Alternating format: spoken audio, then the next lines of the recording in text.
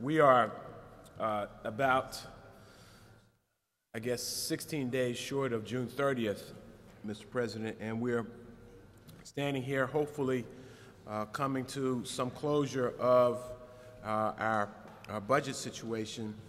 And we want to make sure that it's not lost on this body, and we want to make sure that it's not lost on the millions of individuals who live in the Commonwealth of Pennsylvania, and for that matter, Mr. President, those who are watching what Pennsylvania is doing, because we still remain the Keystone State, and still folks around the country pay attention to the affairs of this Commonwealth. We want to make sure that folks do not lose sight of the reality that we're operating in. And if we can speak very specifically about that, we can just walk through a series of issues that most people, far too many people in this Commonwealth are dealing with. There are far too many teachers, Mr. President, who have just received layoff notices within the past several weeks, and they're fearful whether they may be able to return to their job in September. There are knowingly about 42,000 individuals who used to receive health care services provided by the Commonwealth's Adult Basic Health Care Program. They're clearly paying attention to what we're doing here in the Commonwealth because they lost on February 28th, they lost their health care services. There are individuals who were working, Mr. President, to create new businesses, to do economic development projects in distressed neighborhoods, individuals who were looking to realize their dreams in terms of technology, in terms of life sciences and biosciences and new technology development, who are wondering if the engine that drives, in this Commonwealth of Pennsylvania, the engine that drives those development opportunities, those job-creating engine opportunities, whether that engine is going to have enough fuel in it comes June 30th to keep that mission going and to help so many thousands of individuals across the Commonwealth realize their dreams and be saviors for so many millions of people across the nation in terms of the new technology and the new job ideas that they come up with. With respect to health care services, Mr. President, there are individuals who reside and work in many hospitals across the entire Commonwealth of Pennsylvania who are wondering whether they will have the opportunity to continue that work when July 1 comes to meet them, because our hospital institutions are threatened by significant lack of funding that has been proposed by the House Republican budget proposal embodied in House Bill 1485. So, and that's just a short list of Pennsylvania citizens, Mr. President, who are waiting for this state to work and waiting for the state to enact its new state budget and hoping that the state will enact a budget that really reflects the true economic condition of this Commonwealth. We are sitting, as of May 31st, we're sitting on a budget surplus of operating dollars of over $538 million. Many of us did anticipate that the surplus would occur. Some of us chose to ignore the economic reality of the state and say that the surplus will not occur. But the fact is, on June 14th, Flag Day 2011, the flag of economic prosperity is flying a little bit higher in the Commonwealth because we do have an operating surplus of $540 million.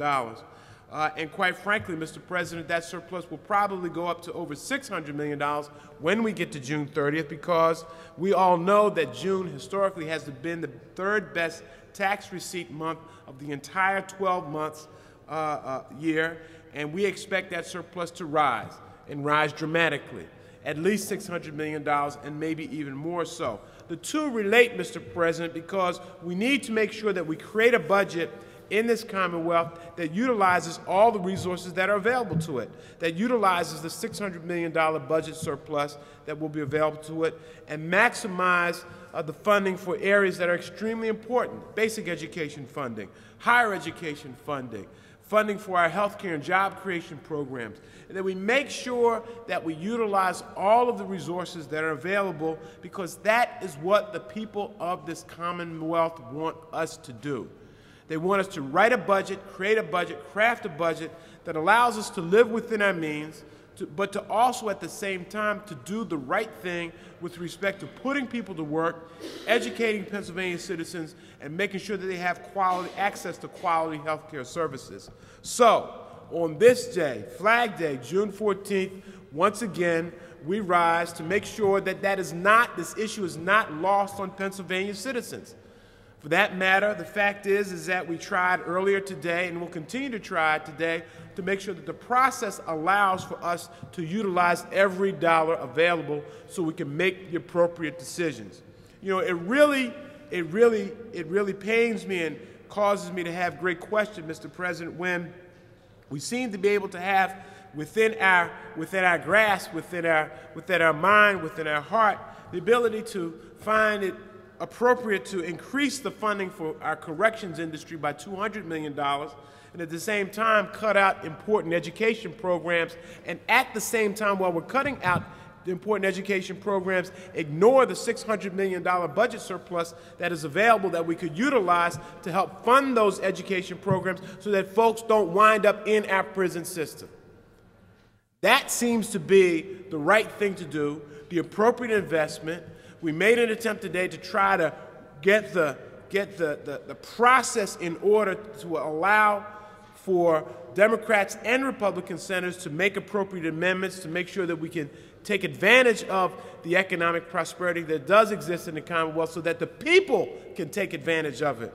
How can we say to Pennsylvania's people, how can we say to 11,000 teachers across the Commonwealth of Pennsylvania that that's right, we've got a surplus over here and we're not going to fund education and you're out of a job?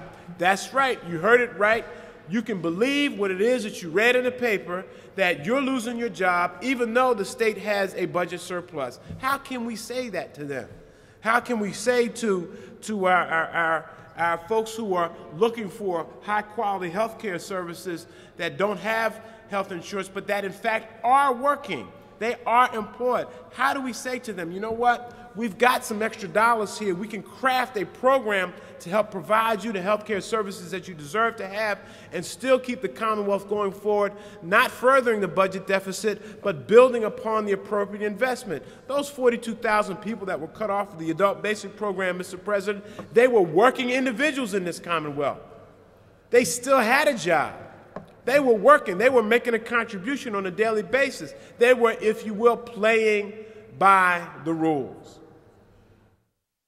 But yet it was found that the decision on February 28th not to continue that program, and it's further exasperated by the fact that now we're in a budget surplus situation where we can do some creative funding to get those people the insurance that they need and help them through this very difficult economic circumstance. So we tried earlier today. We will keep trying as the days go forward, and over the next 16 days before we get to June 30th, we will hopefully come up with a resolve that will make the appropriate investments in the people of the Commonwealth, not by raising taxes, not by frivolous, exorbitant spending, but spending within our means and spending the dollars appropriate and spending the dollars necessary to make sure that we take care of the needs of Pennsylvania's people.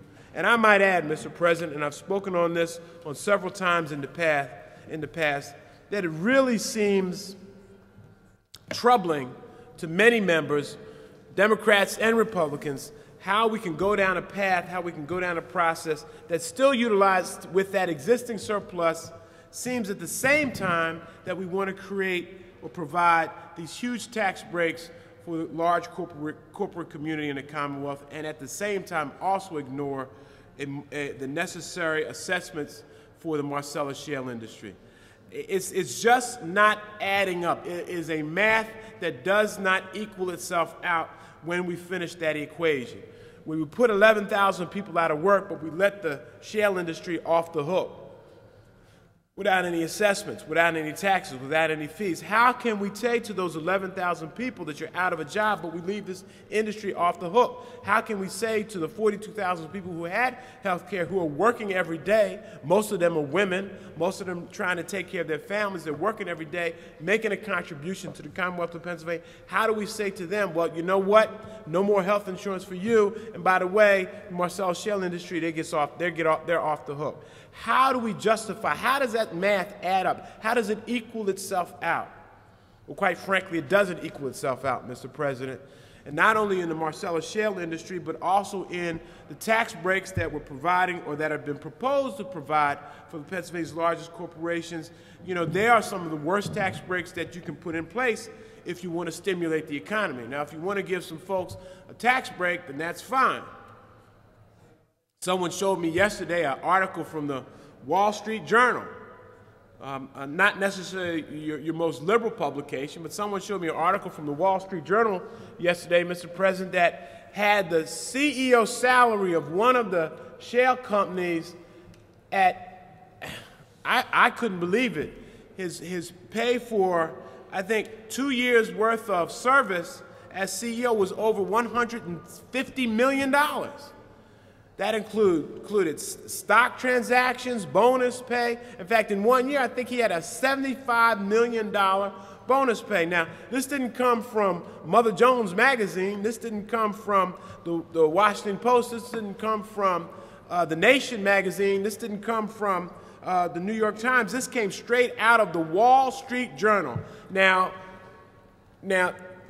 that's a $75 million bonus. And he's CEO of one of the shale companies, and we can't find it in our consciousness to provide some kind of fee or some kind of assessment or some kind of tax on that industry when the CEO in 1 year got a $75 million bonus. And the company's not doing that well. I can understand if the company's stock was soaring, and well, actually, I really couldn't understand it. I'm not quite sure how you make that kind of bonus. But the fact of the matter is, his salary scale, his pay scale over a couple-year period was over $150 million. In 1 year, he got a $75 million bonus. He's CEO of one of the shale companies.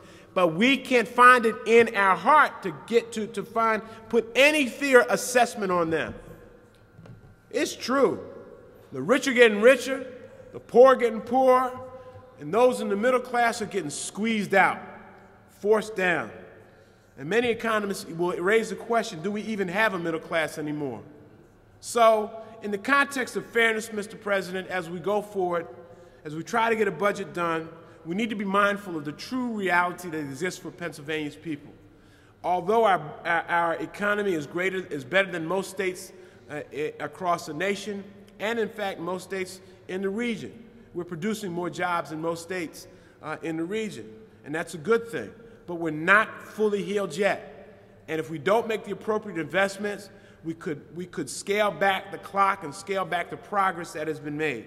I don't understand how you can take a $600 million budget surplus and cut funding for education, which essentially forces 11,000 teachers on the street, in addition to probably about another 1,000 so support staff that exists in most of those school buildings. And when I say support staff, I'm talking about secretaries and janitors and bus drivers and individuals like that.